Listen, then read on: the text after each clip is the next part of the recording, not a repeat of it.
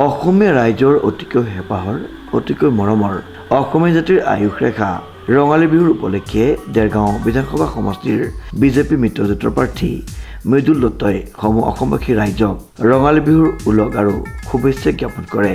সমগ্ৰ অসমবাসী ৰাইজৰ উদ্দেশ্যে বিজেপি মিত্ৰজোঁটৰ প্ৰাৰ্থীগৰাকীয়ে এনেদৰে বক্তব্য প্ৰদান কৰে।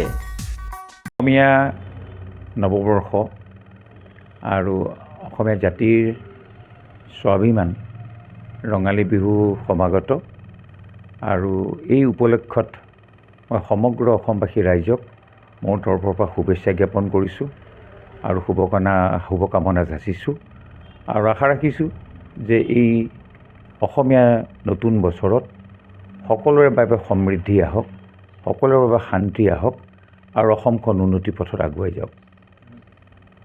বিহুত মই বিশেষ কাৰ্যসূচী নিজাকৈ ৰখা নাই, অন্ততঃ 20খন বিহু কমিটিৰ পৰা নিমন্ত্ৰণ আহিছে আৰু চেষ্টা কৰিম যাতে সকলোতে মই গৈ এপাক দেখা দিব পাৰোঁ।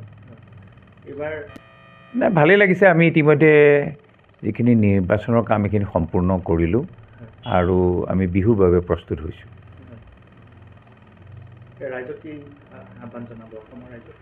ৰাইজক এইটোৱে আহ্বান জনাম যে তেখেতসকলে আগন্তুক দিনবিলাকত যাতে গোটেই অসমতে সকলোৰে বাবে এটা শান্তিৰ পৰিৱেশ সৃষ্টি হয়, সকলোৱে যাতে উন্নয়নৰ পথত বা উন্নয়নৰ যি যাত্ৰা তাৰ লগত সংযোজিত হয়, তাৰ কাৰণে মই অনুৰোধ জনাইছোঁ। দেৰগাঁৱৰ পৰা নৱজ্যোতি ভঁৰালীৰ ৰিপৰ্ট, নিউজ নাও।